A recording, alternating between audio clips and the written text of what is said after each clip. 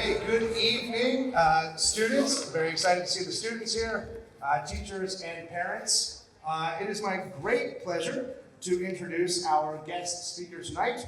Dr. Sarah Cameron is an associate professor of history at the University of Maryland and a leading scholar of Central Asia. Her award-winning book, The Hungry Steppe, brought global attention to the Kazakhstan Famine of the 1930s and its lasting impact on the region. Her research focuses on the history of empire, the environment, and the identity of the Soviet Union, and she has spent years uncovering the stories that challenge how we understand the past and how it resonates today. This afternoon, Dr. Cameron will share her own journey, how she became a historian, what drew her to Central Asia, and the significance of her work that she continues to do. So please join me in welcoming Dr. Sarah Cameron.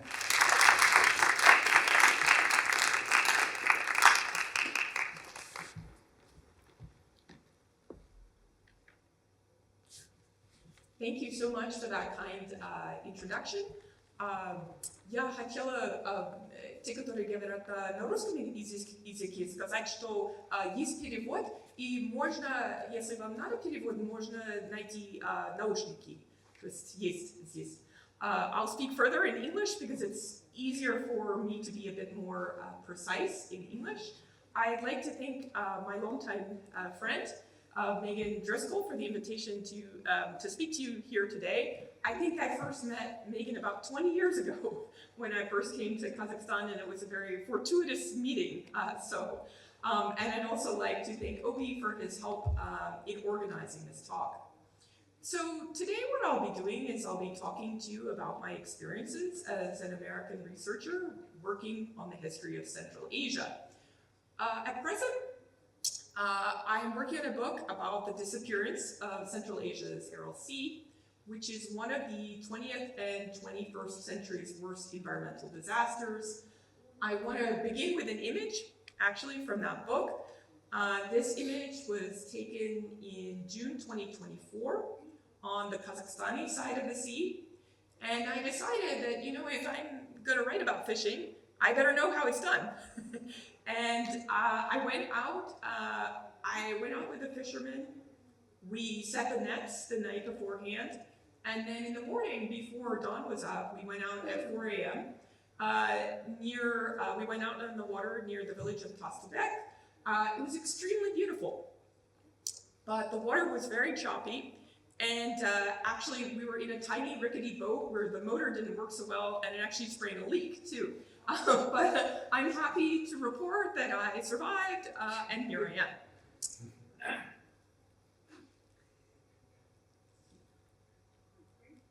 Okay, so this is the organization of what I wanted to talk to you about today. So I first wanted to talk about the question of, you know, how did I get into this field? Why Kazakhstan? Why Central Asia? Then I want to talk to you about the research process for my first book, which was on the Kazakh Famine of the 1930s, maybe better known to some of you as Arsha. And the third question is, how am I researching my second book, which is about the disappearance of Central Asia's Aral Sea. So, how did I get into this field? Well, that begins with a story and with chance, as all of these things do. If you study history, you realize that just luck, you know, chance is really important in stories. I was finishing up my undergrad degree, and I realized that I wanted more in-depth international experience. And I decided, I'd done some study abroad, but I decided that I really wanted to go into the Peace Corps. And because I knew that would give me a much more in-depth experience in the region. And I remember I had my interview with the recruiter. You're supposed to go really wherever they say. And she said, you know, do you have any requirements? And I said, well, actually, I do have one requirement, which is I really hate the cold. So where did they send me? I got my letter, they sent me to the Russian Far East. And I spent, so those of you who know the Russian Far East, it's like, this is the sort of very eastern half of Russia. This would be Vladivostok, Primorsky Krai, Khabarovsky Krai, and so on. So I spent 2 years in a village about 4 hours north of Vladivostok. And I went there, I didn't know Russian, and then I landed in this little village, and that's how I learned Russian. After that, I did apply to master's programs in Russian and Eastern European Studies. I did a one-year MA, but I was increasingly interested by history.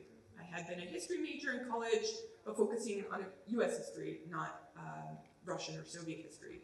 So I came to Yale University to do a PhD in Soviet history.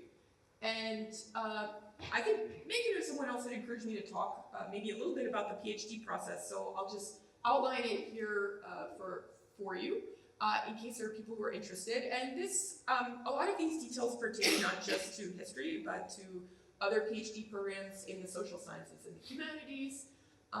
Getting in has become increasingly competitive. Really important to have good letters of recommendation from faculty who've worked in the same field. So for me, I think it was really key that I did a master's first and could work with faculty in that field. You need a really strong personal statement, writing sample, good language skills. So it's important that I had been to the region and that I got my Russian to a certain level. The time to degree is long. In the US, a PhD, it's shorter here in Kazakhstan, but in the US it's 5 to 7 years is pretty normal, sometimes even 8 in history. The good thing is that in the US, most top PhD programs are fully funded. By that I mean that they will give you free tuition and a stipend for 5 years. I would urge you never to accept or apply to a program that is unfunded, because particularly in the humanities, it's difficult. You don't want to go into debt doing these things because, as I've told you here, there's no pot of gold at the end. Not exactly a lucrative profession, we can say that. Rewarding personally in other ways, but I would stress that to do it, you've got have a strong personal motivation for doing a PhD, because the job options are limited and it can be really, really difficult to get a job. And I've included here, I teach a lot of courses in Russian and Soviet history, so I show a lot of propaganda posters. So of course I had to show you one too, because there's some great images from the Soviet period. So how did I get from this interest in Soviet history to Kazakhstan? Why Kazakhstan? When I was in the PhD program, I took a bunch of courses on Iran, the Middle East. That got me interested in Central Asia. And the more I looked and the more I took courses in Soviet history, I felt like, gosh, actually a lot of the major explanations, interpretive models that we have for Soviet history don't make sense if we look at Central Asia. That a lot of them are based on the Soviet Union's West. And I think if in the US, there's also the stereotype, wrongly, that Soviet history is a quote-unquote European subject. So if you go to a bookstore, you want to find books on Soviet history, in the US, they're going to direct you to the European history section. But you look at a map here, well, half of the Soviet Union was not in Europe, right? It was in Asia. And that whole history, I think, has really been left out and has not been as well explored. The other thing I discovered when I looked deeper into what research had been done in the West on Central Asia is that comparatively the history of Kazakhstan was very under-researched. That actually a lot of people had focused their research on Uzbekistan, and of course you who live in the region, you know that Uzbekistan and Kazakhstan, they're very different societies actually, and you cannot take the example of Uzbekistan and use that to generalize about Central Asia. So that is why, those are some of the reasons why I chose to focus on Kazakhstan. So how did I begin researching Kazakhstan? Well, I knew Russian, but of course it's really important to know Kazakh as well, because if you're a historian, knowledge of languages is really important. And you're expected to read them in the original, the sources in the original, both what historians call primary sources, which would be things from the period, but also what historians call secondary sources. And this would be, things written by scholars, right? And there's a scholarship in both Kazakh and Russian on the topic of the famine, and actually the scholarship in Kazakh says things that are very distinct from those that are said in Russian. So these are some of the reasons why it was important to know Kazakh. When I came, I actually just started reading kids' history textbooks. I thought, gosh, what is this famine? I've never heard of it. And a lot of the major scholars that I worked with in the US also had never heard of it. And I was drawn to the topic for a couple of reasons. First, I really enjoy these topics that are kind of intermingled with the present, that have really broad public resonance. I really enjoyed working on topics where, I can sit down in a taxi cab and the driver says, you're an American scholar, what are you researching? I say the famine. Immediately they tell me lots of stuff, and so it was sort of a topic that everyone could understand why it was important, like Kazakh audiences could understand why it was important, and it was something I could talk to a lot of people here about. So I really enjoyed that, and that's also partly why I chose my second topic, the Aral Sea topic, because it has this broad public resonance. Also, when I looked at kind of the existing scholarship, I felt like the topic had the potential to challenge a lot of what we know and what we understand about state-sponsored violence under Stalin. Many of you have heard of, Ukrainian famine, Holodomor. When you put the Kazakh famine into the picture, things look a bit different. So you might be wondering, okay, well, what's the Kazakh famine of the 1930s? Some of you may have heard of it, some of you may have not. These are all, by the way, photos from the period. I worked in the photo archives here. This famine was sparked by Joseph Stalin's program of collectivization. Collectivization was this program to make individual farmers, peasants, in this case nomads, live on the land and work collectively. The idea was that it was going to be more efficient than this model of individual farming, and it was going to allow the state to kind of have greater control over grain and meat production. They were going to sell some of this grain abroad, and then they were going to use it to industrialize quickly, because the Soviet Union wanted to catch up to the capitalist West, right? Catch up and overtake. But they pursued this program in the Soviet Union, or in Kazakhstan, with particular brutality. One of the big distinctive features here is, of course, the Kazakhs were nomadic. They were a nomadic society, and they were settled and forced into collective farms. One big result is some 90% of the livestock in the Republic perishes. So Kazakhs had a lot of animals. They were nomadic herders. That's one big result. Here are some other results. So Kazakhs became a settled society, and I tried to pinpoint here that this was both a cultural and economic transformation. Economic transformation because they weren't herding animals anymore, right? They were forced into other professions, but also cultural transformation, because being nomadic was such an important part of Kazakh culture. Even the word Kazakh was generally understood to mean nomad, right? So if you think about what a big this was a really major transformation. During the famine, massive population flight. So if you've observed that there are diaspora groups of Kazakhs, for instance, like in Xinjiang and other parts of Central Asia, in Russia, some of this is due actually to the famine, because more than 1 million people actually leave in this period. Some come back, some die there, they're very ill, but many of their descendants stay in the places that they fled. The numbers have not been well studied in the Kazakh case, but as a general estimate, we can say that more than 1.5 million people perished in this famine. So why is this famine important? Roughly a third of all ethnic Kazakhs perished, so it has this really sharp ethnic divide. If we look at the Republic as a whole, about a quarter of the population perishes. It's a really key event in Kazakhstan's history. I would argue it helps us better understand the nature of Stalinism, and it sheds light on the Ukrainian famine, because these disasters are in many ways intertwined. Some of the methods that were believed to be actually distinctive to the Ukrainian case were also used in Kazakhstan, and so I think we can argue that these two disasters are in fact actually quite similar in many respects. This helps us understand kind of the scope of Soviet modernization, what they were trying to do, the leap, if you will, transforming nomads into industry workers. This was far greater in the Soviet East. And then how is this topic approached in Kazakhstan today? many of you probably know that this is a very, very sensitive topic in Kazakhstan, even more so now because of the war. I would argue that in Kazakhstan, the issue of the famine remains a partially forbidden topic. So in some ways, as a foreign researcher, oddly enough, I had more flexibility actually to research this topic than a local researcher would. I sat as a Little Immin, I sat in the archives for over a year working with documents on this topic.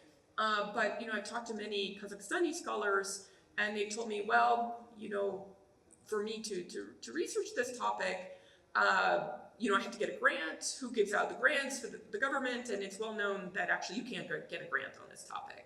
So in a way, I was very privileged, right? I was able to do this story that a lot of Kazakhstani researchers could not. So why is the Kazakhstani government reluctant to address this? So the issue of memory is really, really interesting and very complicated. I could talk to you for another half hour about it. But of course, one of the issues that we have to point to is Kazakhstan's close relationship with Russia. So Russia, fears that perhaps some of the discussion of the famine might turn the way that it has in Ukraine, and that the topic will become a kind of politicized wedge between the two. At the same point, I want to point out, and I think it's important to note, that one of the central problems here we have in assigning blame for this famine, who did it, who's responsible, is that the Soviet Union and Russia are not the same thing. So the country that committed this crime no longer exists. And that is a problem, actually, for thinking about it and thinking about culpability. So I have noticed here, so my book came out in 2018 in English. It was published in Russian and Kazakh, and it attracted a lot of interest here from readers, and that was really incredibly gratifying to me, actually.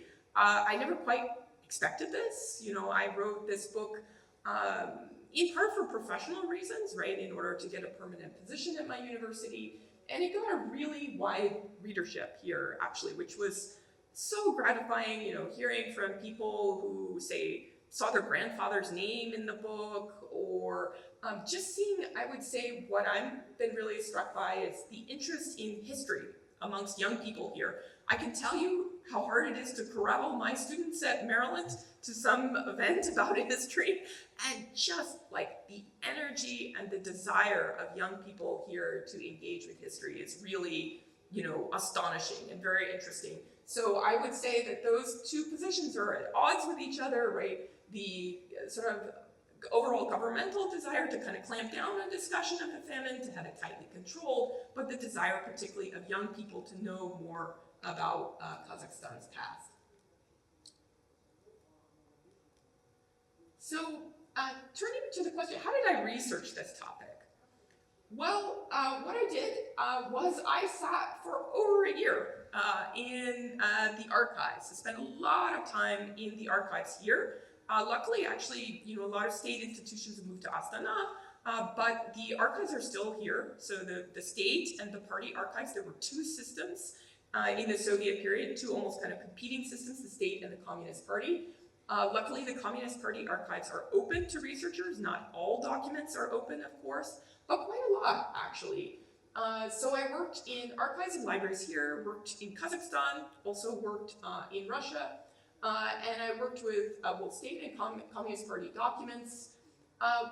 One thing I do want to highlight, one challenge for me in my research was actually capturing the voices of Kazakhs themselves.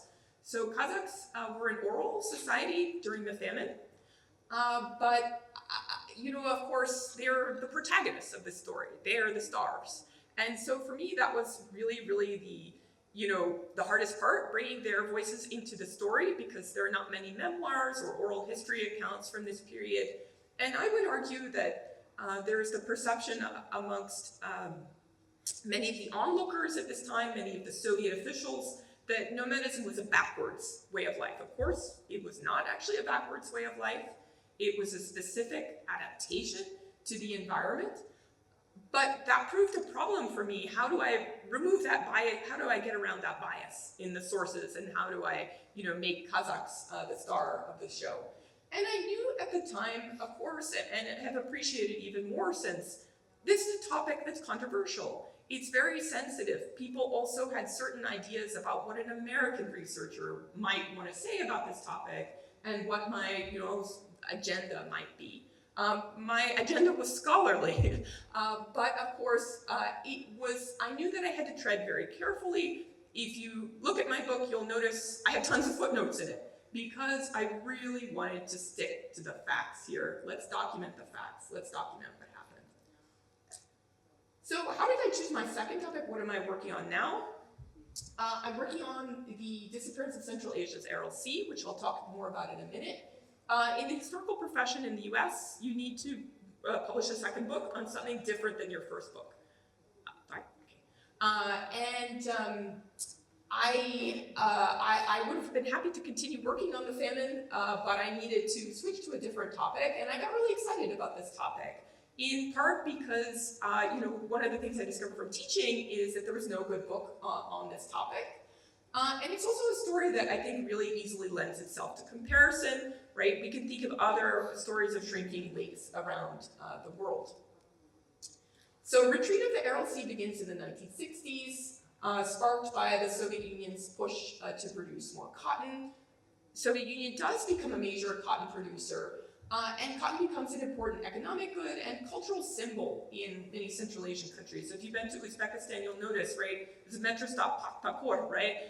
The football team is called the Cotton Pickers.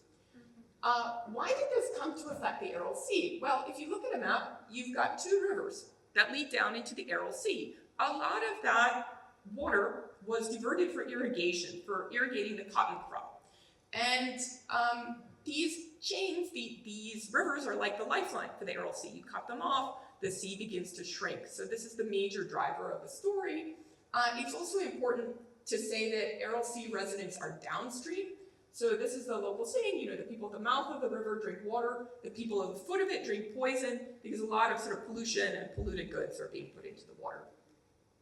What were the effects of this? Collapse of the fishing industry, very dramatic health effects, which is not a story that's actually well known. Loss of people's culture and identity. These people were fishing people. A lot of people migrate. And the UN Secretary General calls this the 20th century's worst environmental catastrophe. I want to call your attention to a couple things. Well, one is just this very dramatic retreat of the sea, which you can see here in this time series map. And also some of these very famous images. This is how the disaster is mostly known in the West. So how am I researching this topic? My research involves work in 3 countries. This disaster affects what is known in Russian as the Priaral, so the lands around the sea, which actually includes part of Turkmenistan, although Turkmenistan does not border the sea. I've worked in archives, conducted oral history, and I've traveled out to the sea itself. So I'll just show you quickly a couple photos of my research. I actually went to Turkmenistan, which was super interesting. And I didn't get into the archives, but I actually got to talk to people about climate change, which was definitely one of the highlights of my career. Here I am speaking to Turkmen audiences, the most attentive students I've ever had in my life. Look at how neatly they are arranged. There was even someone patrolling the aisles lest they look at their phones. So that was a pretty amazing experience. This is what it looks like on the Uzbek side. Really dramatic images. The landscape is so rugged and dramatic in this area. This is what Aralsk looks like today. You can see the former shipping cranes over the ports. And this is the seabed right here.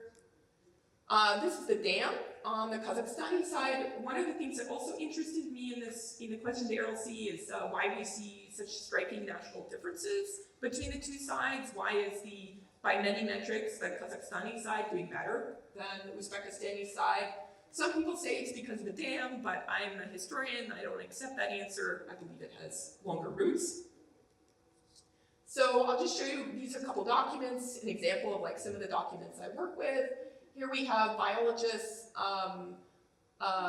warning already in 1965. They pretty much lay out what's going to happen, actually, so that's interesting that they knew quite a lot. They anticipated a lot about this disaster. This one is another really interesting letter to Gorbachev by a group of female pediatricians, basically saying, look, there are these very dramatic health effects. Distinctive features of my approach, as I've already hinted at, this isn't a national story. We have to approach it from three countries. We need to look at the story over the long term. I'll talk about it in just a second. And we need to bring back the people. So long term, why do we need to look at this in the long term? Well, I just call your attention to the second line right there. First line is the Soviet period. People think of this as a Soviet disaster. Look at how much water loss occurs after the Soviet collapse.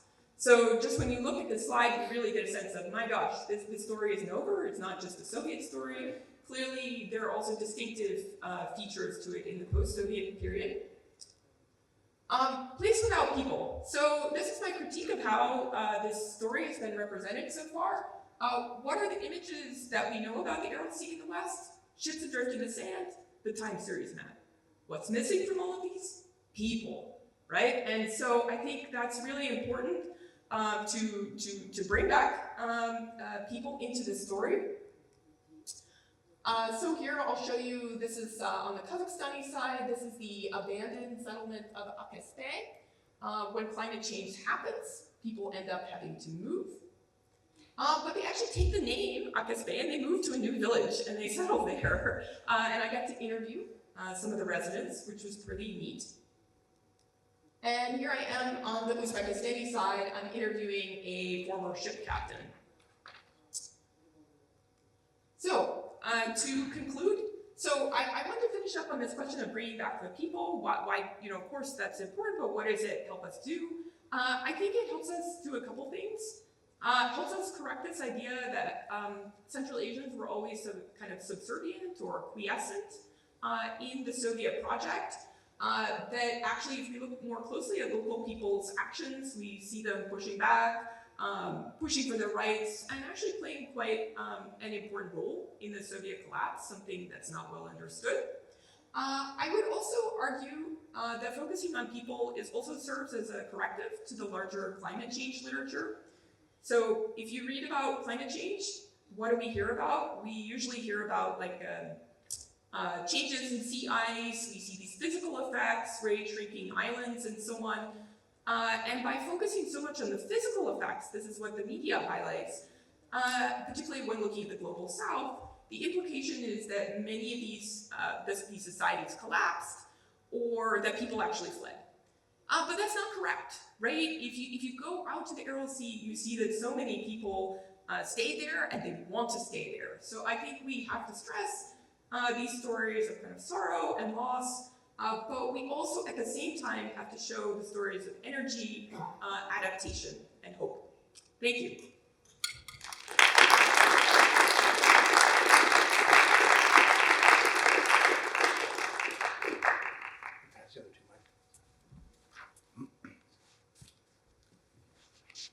Okay.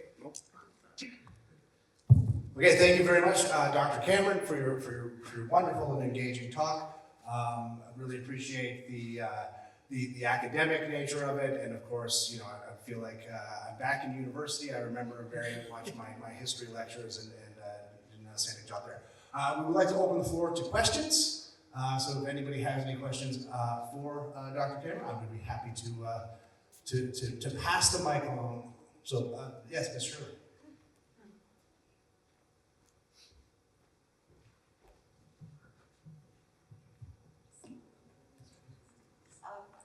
Thank you for showing us this part, especially the pictures of the differences between the Uzbekistani side and the Kazakhstani side. I also noticed the geography looks quite different. And, I remember in Moynock, everything looked really flat. I've never seen the Kazakhstan side. To see the cliffs is interesting as well. So I'm curious to know, other than the dam, what are some of your hypotheses on the differences? Great question, thank you. So yes, I have some working hypotheses, and you're absolutely correct to focus on geography. So geography is one of them, which is on the Uzbekistani side, it's a delta. So it's just a different physical geography than we see on the Kazakhstani side, where there is not that sort of same big Amu Darya delta region. So that would be one factor I would point to. The other factor I would point to is that comparatively, even if we look in the early Soviet period, it is my sense that the Uzbekistani side is actually poorer than the Kazakhstani side, right? And disasters, all these disasters and human actions, they aggravate and feed upon these existing inequalities, right, if you will. So it is important, I think that's one of the reasons why it became worse, is that the Uzbekistani side was poorer in many respects. The third thing that I would point to is the Karakalpak factor, right? So the Karakalpaks are a Turkic-speaking ethnic group that are very closely related to Kazakhs. They do not end up getting their own republic, and they end up being an autonomous republic located within Uzbekistan. And they are the primary people, this ethnic minority, that live around the sea on the Uzbekistani side. And this is a very sensitive topic in Uzbekistan, but you can see some of this emerging in the sources. Basically, tensions between the Karakalpaks. Karakalpaks are actually originally a nomadic group. Uzbeks are a settled society, and you can see tensions, emerging. So I think those would be some of the factors I would point to.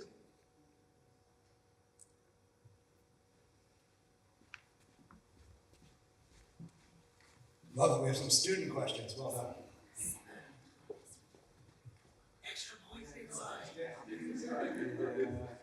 Good morning. Good evening. I'm doing my extended essay on the impact of collectivization on the living standards of the people of the Soviet Union, and I wanted to ask you: is there, besides collectivizations, are there any major causes factors that cause the Kazakh famine?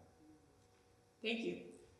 So yes, I argue in my book, I actually start a story of the famine in the Russian Empire, because I do think that we have to take this longer durée approach actually to understand the famine. And this is sort of, if we look at the global study of famines, and this is sort of dovetails with my question about disasters earlier, disasters, of course, breed upon and interact with these ongoing vulnerabilities in the society. So already during the years of the Russian Empire, Kazakhs had become more vulnerable to famine due to specific changes like settlement by peasants from European Russia, due to changes in their diet and so on. So that is one factor I would point to.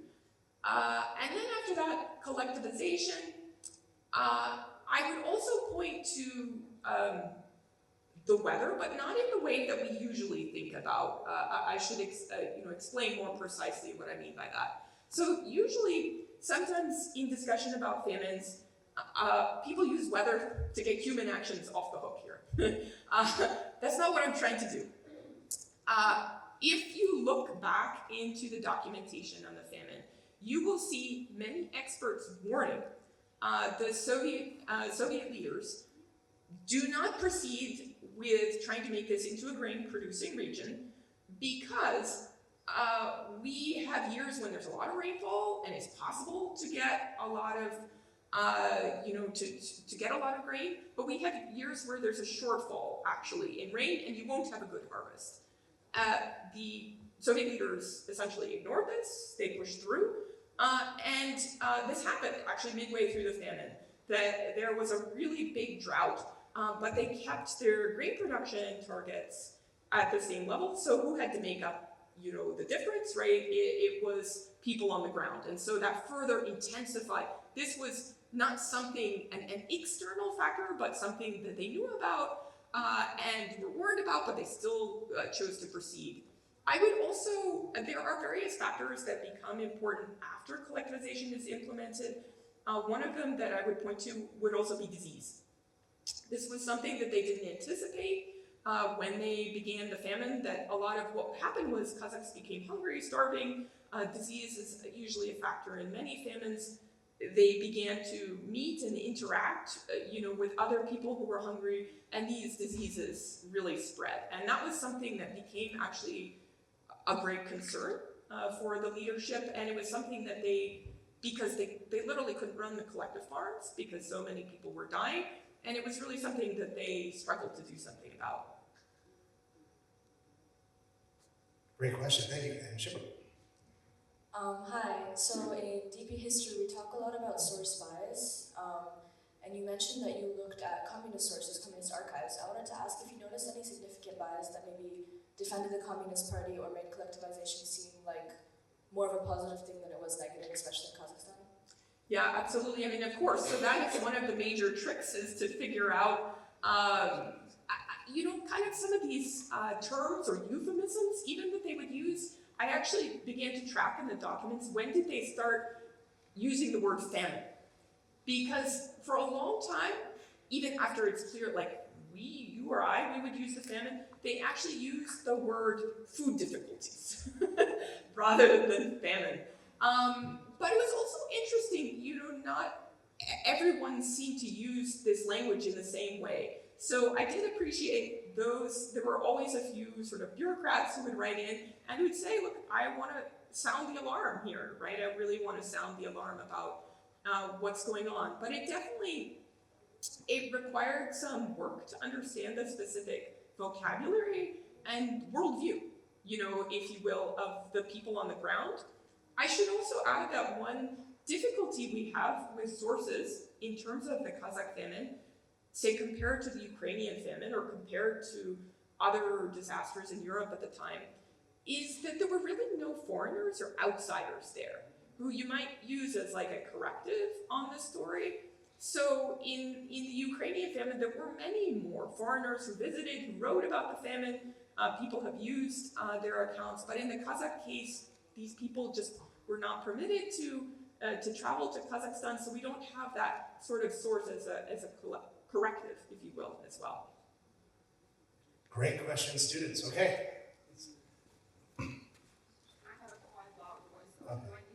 For the translator. Yes. So thank you. I'm Almira from Kharkiv, Pakistan, the region person that you haven't mentioned, but you have covered it in the question and answer section. So I also studied similar issues in my PhD at Nazarbayev University. I'm from the Uzbekistan side of the RLC. So I've witnessed myself firsthand all these disasters and calamity that this RLC had left, like all the soil diseases, and I've been in the cotton fields. It's very similar. So I'd love to share my experience in the second book, but my question about the first book. So on May 30 or 31st, it's a day dedicated to famine in Kazakhstan. I remember posting a picture and writing about the famine, and I had a circle of researchers from the region. And that day I was astonished that there were so many people posting about the famine based on their family narratives. So what I mean is that more and more people and voices are now coming, as you said. So my question is, are there any potential for future research that can unpack or unravel the untold stories? Because now I would say that that's a decolonial turn in the region, because we needed one generation shift after the independence, because the previous generation were still related to the Soviet legacy, and now a new generation is coming. That's the case in any other imperial states, right? So now a new generation is coming with the mind that now this is our land, national identity, etc. So what are the potential further findings, and do you think that the topic has been fully researched, or what can come up? Thank you. Another great question. So to your answer, has it been fully researched? Absolutely not. We can say that. I was just actually at KAZNU before this, talking with historians there, and we had a great discussion about all the unresearched aspects of the famine. There is so much more to do on this topic. The death toll is a big one, not well researched. Really needs to be fully researched. Another one is, actually it was very interesting, this discussion at KAZNU. There was a medical professional there, a doctor, and he talked about, with famines, it's known that there are long-lasting traumas that can occur physically, and some of them are even passed down by generation, right? So that like if let's say your mother suffered through the famine, you as a child might continue to suffer health effects. This topic hasn't been studied at all. Like the long-term demographic effects on health have not been studied, which is another big one. You have pointed to yet a third one, which is the memory of the famine, right? How are these memories passed down? When I started researching my book, it was already a bit late. You couldn't really do oral history research on the famine because most of these people had passed away or they were so elderly. But I think you really can do a very different sort of project, looking at how these family memories were passed down, family stories, and collect, many of them. So I think that would be a great avenue of research. Hi, I'm the history teacher, so your book has been very influential on my course. In fact, I've had 3 different students write extended essays and IA projects using your book as a primary, not as a primary source, but as a significant source. And I wanted to ask you more about your sources. So you just mentioned that you couldn't use oral sources because the people had passed. How did you collect some of those stories? I guess it would be through, second generation, but then again, you have to parse through all of the bias and the family narrative that goes with that. And tied to that, were there any opportunities to find information or sources from neighboring countries like China or Russia or Uzbekistan that have had people migrate to those places as a result of that? Yeah. So thank you. How did I collect all these stories? Well, I should say that there has been some work in Kazakh to collect both sort of short memoir accounts and also oral history accounts, and there's some published versions of that. Many of these things are pretty hard to find because they were released in a very small circulation, but the ones that I did find and worked with, they were really invaluable, and I tried to weave some of those testimonies in the book. The other thing to do would be to try to read documents, even Soviet Communist Party documents, creatively against the grain and use them to, construct what life was like or what this experience would have been like for someone, on the ground. So I guess those would be, and there's one good, actually, memoir account in English. You probably know it, Silent Step, about the famine. That memoir is certainly difficult to interpret because it was published after the Soviet collapse. Then that creates a lot of problems in terms of using it as a source, but it's still really invaluable. I use it actually a lot in teaching because it's a great source to get students talking. How do we use this? How do we not? And I use that source in my book as well. So you're absolutely right that definitely there's documents relating to this in other countries. I sort of had enough on my hands in Kazakhstan. I went to Russia to work in the archives there, but I didn't go to other countries, but that also could be, a really interesting avenue of research. Connected to my second project in the Aral Sea, I've subsequently learned that, of course, a lot of starving Kazakhs fled to Kazakhstan, actually, when the famine was ongoing. And so there's actually researchers in Kazakhstan who examined that side of the story, right? All these Kazakhs who fled and so on. So definitely there could be ways, to pursue that line of investigation. As I said before, a lot more work needs to be done on this topic.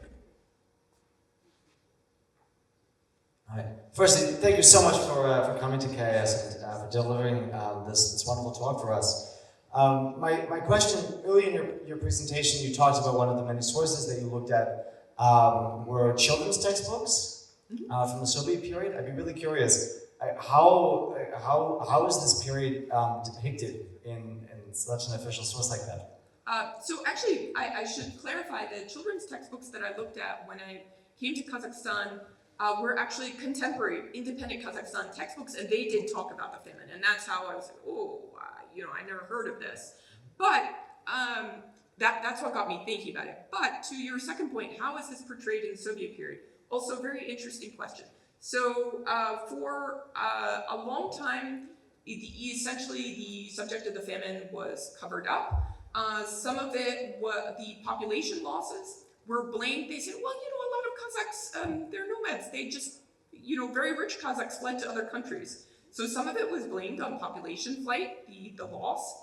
But the other big story, they blamed the famine a lot on the leadership of Philip Goloshokin, who was the leader of Kazakhstan at the time. And he was sort of brought out as the fall guy, not for the famine, because that word was not mentioned, but just for the republic's difficulties, the grain shortfall. And so actually towards the end of the famine, Goloshokin is fired from his position by Stalin. They bring in a different leader, an Armenian guy, Lev Mirzayan, and he comes in and he rules the republic, and he, I think, operates under different conditions. He's got more flexibility from Moscow to operate, and so the republic slowly and slowly gets back on its feet. What I also found interesting is that, and I think many Kazakhstani scholars have moved away from this, but for a long time in Kazakhstan, they adopted the Soviet explanation for the famine, which was that it was all Goloshokin's fault. So Goloshokin definitely was, could be quite a cruel character. I believe that, but these policies, of course, were coming, from Moscow. The story is more complex than, just blaming it on him. Okay, I'll take the last question, if you don't mind. We have some young people up here who are considering maybe what it is that they want to do when they go to universities. Yes. As a former history teacher turned administrator, I also know that a lot of universities are sort of shifting their funding away from the humanities and towards, sort of engineering and other things that make universities more money. And I wanted to give you an opportunity to champion the humanities and why young people might want to consider studying history at university and beyond. Well, I mean, I think, the great skill that you get out of being a history major is the ability to analyze things. And I think that is such a skill that to weigh different pieces of evidence, right? To evaluate the past kind of critically. And I think that is such a really transferable skill, right? That transfers to so many different kind of occupations and professions. And so that's why I think that wherever we go with AI, right? I imagine it's a big topic here, big topic in my department too. That skill is still going to be needed, right? That skill is not going away. And so that's why I would advise, young people to study history, because this is a critical skill that can be transferred to almost any occupation that you take up. I think it'll be needed more than ever. Ladies and gentlemen, I want to thank Sarah Kim for coming. So please put your hands together. Welcome. All right. And with that, I think we'll just say goodbye. Thank you very much. Okay, thank you.